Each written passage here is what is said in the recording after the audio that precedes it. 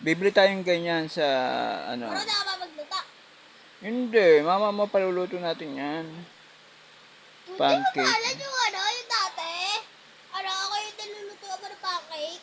Hindi, nagtuturo si Ate Bea, nagluluto. Then, noon, yung may makulay pang ano, orange. Meron bang Ikaw, ganon? ikaw nagluto nun ah.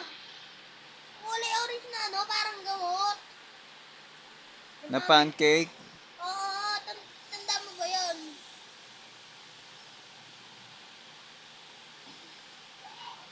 Kaya ang dami dito. Siya nagluto ng pancake. Ang sarap. May gatas. Ay. Oh, tawas ba?